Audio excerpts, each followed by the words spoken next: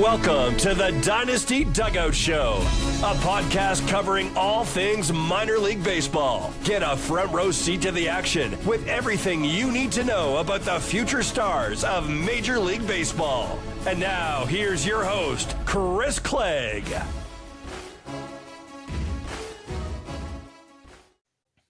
Welcome back to another edition of the Dynasty Dugout Show. It's Monday. I'm back again. I did my live looks breakdown this morning, and now we're back to talk about the weekend standouts. There were a lot of big prospects to talk about. I'm going to try to condense it and talk about everything you need to know from the minor league weekend. Stats, underlying data, standout pitchers, standout hitters. There's so much more than just the stat line. You can easily look and find the stat line. You can go on Fangraphs leaderboard. It tells you a lot, but I went back and watched a lot of these games despite being at games myself. And what did I see and what matters? So let's talk about it. Let's break them down. I'll quickly hit with our sponsors, Connect Roasters, Ian App's Coffee Company. Go get you some. Buy one, get one 50% off at connectroasters.com. Their gold glove blend is buy one, get one 50% off if you use the code Dynasty Dugout. And Chinook Seedery, the best sunflower seeds in the game. Go to Chinook Seedery today. Get 10% off your order using the code Dynasty Dugout. All right. I want to talk about all the notables from the weekend. I went back and watched a lot of these starts for pitchers, watched a lot of the hitters. So here's what you need to know. Out of the gate, Manuel Rodriguez, absolutely dominant. He had a stellar performance. Through 4 1/3 scoreless innings, he struck out 11 batters and had 23 whiffs. Like, that's nuts. It was just an insane performance. I went back and watched this entire start because I was at a game myself and I was like, okay, like, what did Rodriguez do? Like, did he suddenly add velocity? Like, is there something new here? I mean, this is, for one, like a Brewers pitcher. Every year the Brewers have a pitcher pop off. So that's pretty notable that it seems like every year somebody takes a jump, and maybe that's going to be the case with Rodriguez. So here's the concern with Manuel Rodriguez is that he just doesn't have good fastball velocity. He is, however, one of the youngest pitchers in high A. So when you're 19 and a half, you're in high A, it kind of stands out. I mean, we know the Brewers push guys aggressively. Last year, he was 18 in single A, and he had a 3.23 ERA, a sub-1 whip. It was just a 20% K rate, but the command was stellar. Control was great. Walked 2.7% of batters. So obviously, like, that stands out like as elite. And Rodriguez starting the year this good. Like, if you listen to the show last week when I talked about the notable prospect assignments, I focused on Manuel Rodriguez because he's young. He's one of the youngest pitchers in high A. The Brewers tend to know what they're doing. How good this start was. He had a -1 FIP. Negative. I've never seen it. I don't think I've ever seen that. And again, it's one start, but no earned runs allowed. He struck out 69% of hitters, walked 6%. We're talking a small sample, but 23 whiffs. Absolutely nuts. Like, I just can't even begin to like fathom like how good this start was. So I was like, I got to watch it. So I went back and watched it, and the fastball hadn't really jumped. Like, it was cold. I'll say that. Like, it was a very cold start. So, like, that was obviously notable that he's throwing in the freezing cold. But to get those performances, like, obviously matters. But the velocity was like 90, 91. It was 88 towards the end of the start. Slider was really sharp. Like, he was throwing like a slider in the mid 80s and a sweeper curve like in the low 80s, upper 70s. Changeup was like 84-ish. It was good. There was a lot of good to take away from Manuel Rodriguez. So he's somebody that I'm very interested in. Like, given the young age, he's not a big frame by any means. He's listed 6'2", 175. I'd argue he's a little bit shorter, but the stuff's there. If the fastball ticks up any, then Manuel Rodriguez is going to take off. And I still think that's definitely a possibility here that we see the jump happen. I mean, I really believe in the profile. Again, I don't think it's going to cost you much to acquire him in the Dynasty League, but I'd take the chance and see where it goes. Another kind of like unheralded prospect is Sean Linan of the Dodgers. Linan was an international free agent out of Colombia, signed in January 2022. It's been an interesting path. Last year, he was in the complex, then jumped to single A. The results were a mixed bag. He had a 4.37 ERA in 70 innings, a 1.33 whip. He did, however, have a 31% K rate, and Linan walked 8% of batters. There's some stuff here that's intriguing. I like Sean Linan, and he came out and dominated. His first start was quite notable. It was 5 1/3, 2 hits, 1 earned, 1 walk, and 11 strikeouts. So really good debut game as well. So we've got off the bat, we've got 2 guys with 11 strikeout games to start the minor league season. That obviously will catch your eye. Linan pitched on Sunday, so yesterday as we're recording this. And yeah, I mean, he's in single A again. He just turned 20. There's stuff there where it's like, yeah, I can really potentially see this working. And the Dodgers pitch dev's really, really good. So when you factor those things in, Sean Linan's a deep league target for sure. Like, he's someone that you look at and think, yeah, I really think there's some intrigue here. The organization likes him a lot. We've seen the upside and potential, and we've shown flashes of it at times. And then to see him come out and do what he did, generating 19 whiffs on 38 swings. He threw just 61 pitches. He followed Jacob Wright in the game, but still, like, that kind of dominance is worth noting. 50% whiff rate, 43% CSW, lots of strikes. I mean, that's pretty notable. I mean, he threw 44 of his 61 pitches for strikes, so really high strike rate there. He got chase out of the zone. I mean, he had a 62% chase rate. Like, there's some things to like here in Sean Linan, so keep an eye on this profile. I think he does have some intrigue. Again, the Dodgers are deep. The Dodgers develop pitchers, so maybe this is the next one. Now for a well-known name, Hagen Smith. Hagen Smith of the White Sox, drafted last year, first-round pick, 5th overall out of Arkansas. Smith's arsenal is just utterly dominant, and he showed it. It was an interesting start. It was a Hagen Smith-esque start. He threw 4 innings. He did not allow a hit.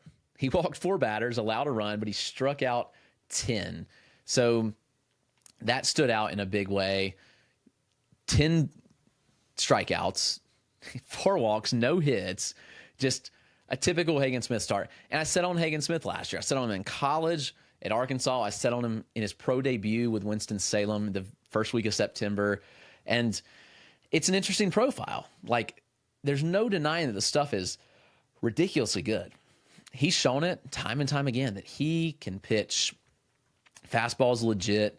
You've got good velocity on it, mid-90s, good traits.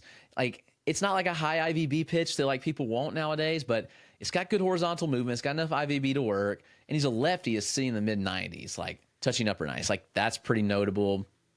Smith's slider's really good. Like, you look at Hagen Smith, when he throws that slider from the left side, like, there's some nasty movement on it. And if you're watching the video, like, this is my film from last year. This isn't the start that he made this week, but still you can see it. He'll throw a nasty split change at times. He's got a cutter in there. Hagen Smith might move to the minors pretty quick. Like, it wouldn't shock me because, like, how much better is this guy going to get? Like, how much do the White Sox really believe that they'll clean up his command? And, like, he's too good. The stuff is too good for Hagen Smith to sit in Double-A, in my opinion at least. So it's possible they push him, and we see him in the majors at some point this year. Maybe he starts in the minors and he's a starter, and eventually they move him to the bullpen towards the end of the year just to get major league reps. I wouldn't rule that out. I mean, this is a top 50 prospect for me. I'm still, after watching Chase Burns, I'm still Chase Burns over Hagen Smith. Burns is awesome. I think he's just got better pitch traits in general. And I do like I do like Hagen Smith, though. So I think that's worth noting that, like, I still really believe in this profile. He's still 21 years old. He'll be 21 nearly all season. So pretty young, too, for a college draftee last year. He's got the frame. He's got the stuff. That rotation in Birmingham is nuts with him, Noah Schultz, and Grant Taylor. And there's some other guys that got some good pitchability. I like Riley Gallons a lot, too, and nobody talks about him. So pretty good rotation there. Lucas Braun of the Braves was dominant. Lucas Braun is been under the radar for a while. The Braves always have these pitchers that tend to be under the radar, and then they pop off, and you're like, where did they come from? Every year there's one of them. I mean, Strider did it, Schwellenbach did it. Like, you can go down the list. Like, Drew Hackenberg technically did it last year. It's like, I don't know, man. I think Lucas Braun might be the guy this year. I thought Hackenberg was going to take that leap, but I'm kind of in on the Lucas Braun train now, just given what he showed us. I mean, he had a really dominant start in his first start this year. He threw 6 innings. He did allow 3 earned, but he struck out 9 and walked just 1. Home runs were an issue. I understand. Like, that was not something you want to see. You don't want to see somebody allow 2 home runs in 6 innings, but the 9 strikeouts certainly stand out. He generated 14 whiffs. There was a lot of dominance in the start. And I think what's most notable is that the velocity is ticked up. Like, with Lucas Braun, like, we've seen the velocity take a step forward. And all of a sudden it's like, yeah, there's definitely something here with Braun. I think he's being a bit underrated. Like, you watch the video, I mean, this is just really good stuff across the board. And again, he left a couple balls hanging, slider hanging that was crushed, that was hit out of the park. But, you know, he was sitting mid 90s. Like, he'll primarily work in the lower 90s there, but I think seeing him tick up to where he did is notable because the slider is good. The command's really good with Lucas Braun as well. So, like, this might be a guy. Like, the Braves just might have something here with Lucas Braun and might want to get on the ship now. Like, he might pitch in the majors this year. So that's kind of where I'm at on Lucas Braun. Nolan McLean. What you need to know about Nolan McLean is this was a two-way player out of Oklahoma State, like a legit two-way guy. And he was a two-way guy last year in the majors as well, in the minors as well. He was drafted 3rd round in 2023, got a big bonus, and he hit for some power. The contact skills were horrific. So the Mets pulled the plug. They said, all right, he's not going to hit anymore. We're going to solely focus on pitching. And the results came. You saw the results yesterday in Sunday's start. I mean, I think McLean has the best slider in the minors. That's just my opinion. He generated 15 whiffs on the start. He allowed just 3 hits. The biggest thing was he did not issue a walk, guys. He didn't walk a batter. And command had been shaky. Control and strike zone were issues at times last year, but we're also talking about a guy that was also hitting. I mean, with McLean, you've got a really good fastball, like, out of the gate. Like, that kind of sets up everything. Like, I really like the fastball and what he brings to the table. And then you throw on this slider that might be an 80-grade pitch. Like, this slider is absolutely nuts. He's got a cutter, too. I just look at McLean, and I put him in my top 100 before the season started. I think he checked in at 100 because I just had this conviction after watching him in the spring. I was like, I don't know. I think this breakout's here. It's a mid-90s fastball with heavy arm side run. He throws from a low release height. He gets this rising effect in the top of the zone, like it's a flat vertical approach angle. It's 10-plus horizontal inches every pitch. That slider in the mid-80s, heavy sweep, 3,200 RPM, which is insane. He'll throw a cutter and curve. He's worked on a changeup. I think that you're going to see him take a step forward. The strike rate already improved last year, which I think was notable. A breakout just feels really imminent with Nolan McLean. So if you can get on this ship now, I would do so. McLean was really, really good. So I am very excited about the outlook on Nolan McLean. I want to talk about Dasan Hill because that one was one too. We were trying to put the word on about like all preseason. When I first got some of his data in February, like when he had first arrived at Twins camp, he had ticked up. Like he was like 92 in high school. And he's like, oh crap, like this guy's a lefty that's 6'5", projectable, and he's already ticked up to like the upper 90s. Like he was touching 98 to 99. All right, here we go with Dasan Hill, baby. 4 innings, 1 hit, 1 earned, 0 walks, 7 strikeouts. He did allow a home run. It was the only damage of the start, the only hit allowed. I mean, that's obviously pretty notable. that he pitched that well. And you can see the highlights here. Like, this stuff was dirty. I mean, the arsenal, I think, is going to be really, really good with Dasan Hill. He mixes pitches exceptionally well. He led with the slider. He threw 4 pitches at least 20% of the time. He threw a sinker, 4-seam change, and slider, all 20%. The slider was 30% usage. He had a 78% whiff rate. 7 whiffs on 9 swings for Dasan Hill. That's obviously pretty notable. It set 83-ish, but worked 79, 80 to 85. So that was something to watch. High spin, good traits on it. The sinker he threw, a little less IVB. I mean, there's not much IVB separation here between the 4-seam and the sinker, which is interesting. And I'm kind of curious when which way did the Twins go? I think the Twins pitch dev's really good. So I'll be curious, like, where do they take this one?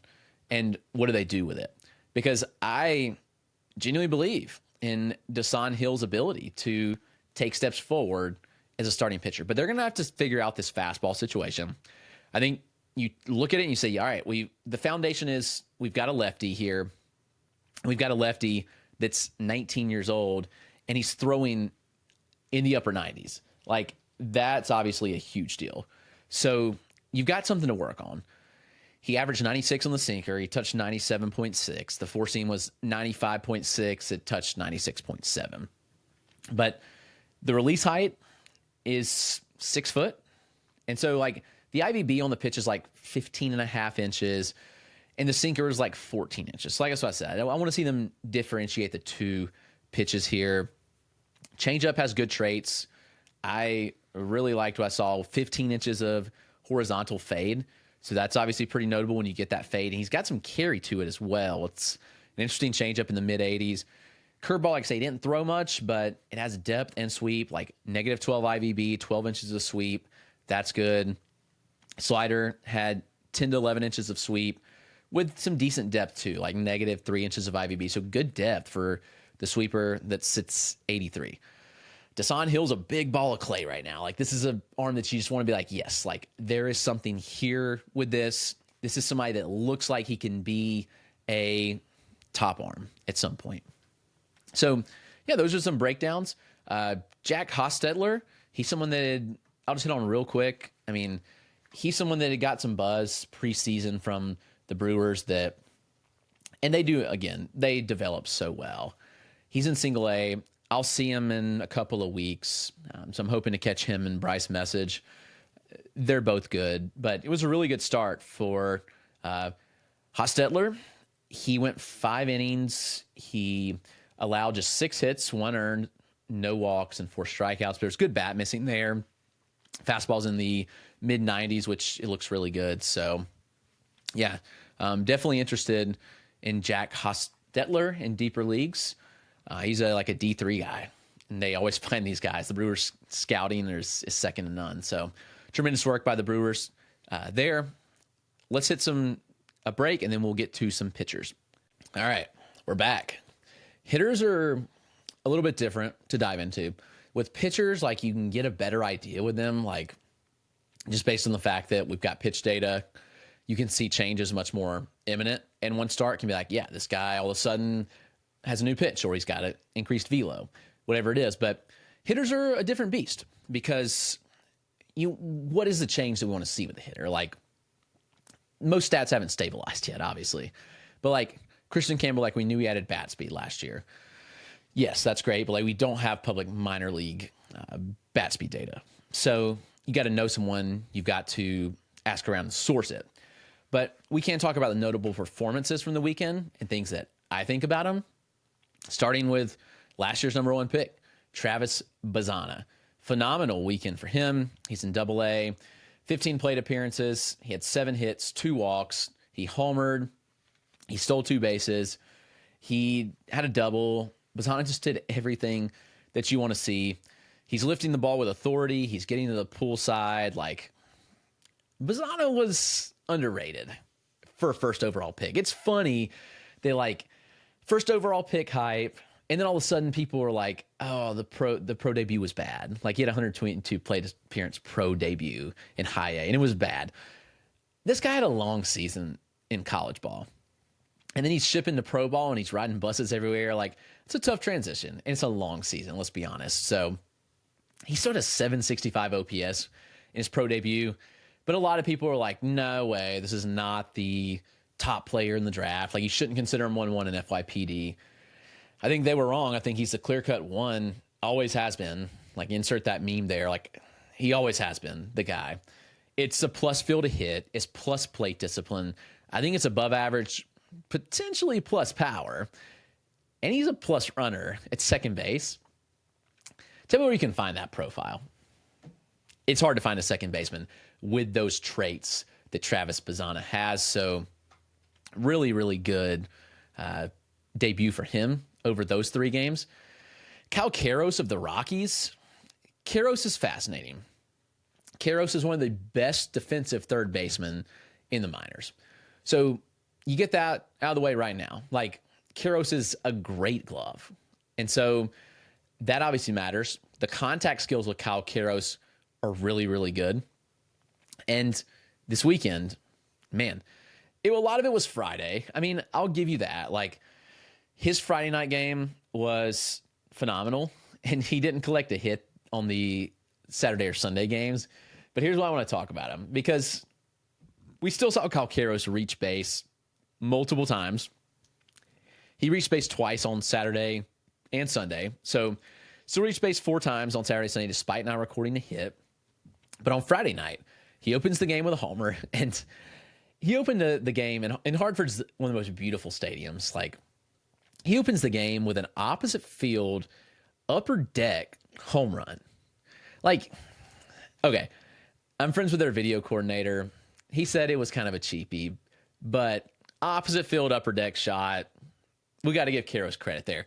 And then he walks him off in extra innings with a homer. Karros has kind of everything you want to see. He's 6'5", 220. He plays great defense on the hot corner. Last year, he hit 15 homers. He stole 12 bases. He slashed 311, 390, 485. So 875 OPS. Yes, it was in high A. It was in the Northwest League. That can be a tough place to hit at times, but other times, like, there's parks that are very hitter-friendly as well. Hartford's a good testing point for him. I think that if he's even added a mile an hour of bat speed, Karros is going to be a top 100 prospect. Like, because he's a plus defensive third baseman. And I think he's a above average hitter with plus plate discipline, like, legit. And so any sense of power, like, if he's an average game power, then Karros is going to be very fascinating. He's 22 years old. He's out of UCLA. So I'm very enticed by what Kyle Karros did this weekend. Put the star right by his name. Major watch list for Kyle Karros. Rafael Flores, he did what Rafael Flores just does. I think at this point, if you're not in on Flores, you need to get in. Flores has a rare combo of good contact with really good power. The frame's impressive. Like, I saw him in spring breakout. It's the first time I've seen him live. Yeah, it's a really good frame. I think the hit tool is better than advertised. There's plus power in the profile. Like, Rafael Flores is a dude. Hit 2 homers over the weekend. So that obviously stood out. He had 3 singles as well. He even stole a base. I don't think he's going to do much stealing, but he did steal 8 last year. So maybe you get a few out of him. This is a big body. He doesn't run that well, but Flores, kind of a guy there. Just get on now before it is too late. Joseph Sullivan became a pretty mainstream, like, breakout appeal guy, which is fascinating because typically you don't see this. 7th round pick out of the University of South Alabama with the Houston Astros. I saw Sullivan like the week or 2 weeks after he had reached single A. And so I was kind of like, okay. At that point, I didn't know the guy. I was like, I mean, I knew the name. It's like, whatever. 7th rounder, South Alabama, whatever. And Sullivan really caught my eye with Fayetteville. And I was like, yeah. Then the articles start coming. My good buddy Jeff Ponce really hyped him. I mean, rightfully so. The underlying data was really good on Joseph Sullivan. And what does he do? He steps into high A, and yeah, he's mashing out of the gate. 2 home runs over the weekend in 14 plate appearances. Was in Greensboro. Greensboro is a very hitter-friendly environment, but Sullivan's going to play his home games in Asheville. And here's a little secret. He's going to mash in Asheville. Sullivan's going to look like that he's a plus power bat in Asheville. I just think that's what it is. I would, even if you don't buy it, like, add him, because you could probably trade Sullivan, give him 2 months in Asheville, and I bet the surface stats look really, really good. So I'd add him on that merit. I believe in Sullivan's ability to hit. It's a smaller frame. Like, he's listed 5'11", 200. Maybe he's 5'10". I don't know. But it's a guy that can hit for some power, that can steal you some bases, that has good contact and OBP skills. I'd go ahead and take my chances here with Sullivan.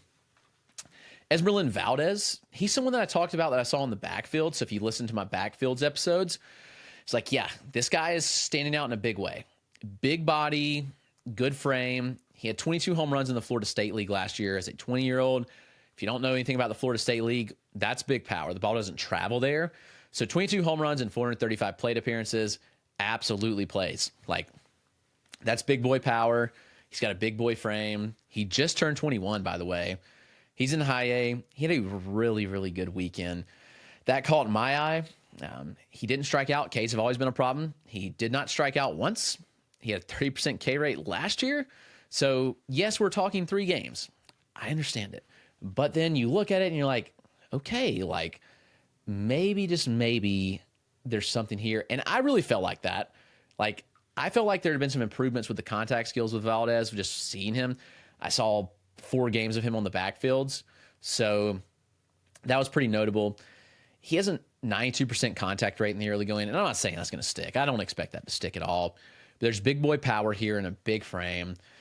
Home run, 7 hits, 4 RBI, 2 walks on the weekend. So Esmerlyn Valdez, really, really good. 2 Braves, 2 late-round picks in Owen Carey and Eric Hartman. Both these guys are 2 of the younger preps in last year's draft and 2 of the youngest players in single A right now. What's notable also, they weren't notable in the draft. I mean, Owen Carey was a 15th round pick. Eric Hartman was a 20th round pick. Both kind of got some projection on them. They're like listed 6 foot, but maybe a little more projection. But 18 years old, Londonderry High School for Owen Carey. He got a slot deal. Like, they gave him slot value in the 15th round. I think it looks pretty good. Carey had a good weekend. While he didn't take a walk or homer, he had 3 doubles and a single and 14 trips to the plate. So I saw Carey, and he came in the game late during spring breakout and did some good things, I thought. And Eric Hartman really showed out. He had an extra innings walk-off home run last night. He has 2 home runs on the weekend so far. He's 18 years old, 9 months. He's 6'1", 185, 20th round pick. And this is a guy the Braves overslotted.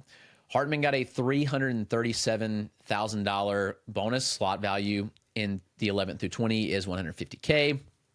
From Canada, didn't really get a lot of buzz, but he's a pretty good player, I think. Like, he checks a lot of boxes. Good athlete, big arm. He runs well. There was some good EVs and showcase stuff that he did in high school. He blasted 2 homers. He stole a base. And again, slash lines don't really matter at this point, but he has a 1395 OPS, 50% ground ball rates. That's like, okay, let's watch this. Like, there's your question mark. Like, how much does he lift the ball? And we definitely want to see that ground ball rate go down. So we'll see if it does. But, man, Eric Hartman was awesome. Like, what a weekend for him. As a prep guy, in your first taste of pro ball, like, all right, man. Like, great weekend for you, Eric Hartman. Congratulations. Let's wrap up the show with this guy. Braylon Payne might be a stud. I mean, he was a first-round pick, so, like, we should not expect it, but you get my point. Payne was not an expected first-round pick, though. When the Brewers picked him last year, people kind of like, interesting. I understand why. Like, Payne was not like a super hype prep guy by any means. He was like a 70 to 80 runner, but there was questions about the hit tool. There was questions about the power. He's a tall, skinny guy, almost like slap hitterish. I don't know. I don't want to say that, but like, that's kind of what he was. And then he steps into pro ball last year and he pops a 110. Like, all right, we see you. Braylon Payne.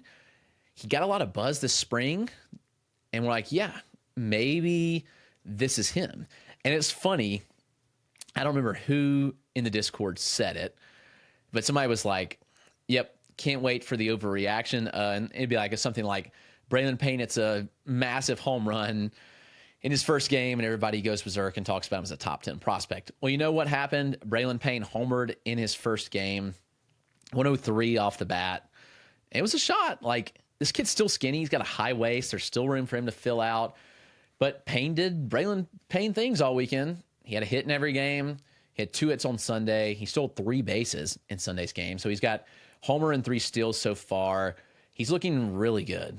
I mean, Braylon Payne, I had just outside of my top 100 to start the year.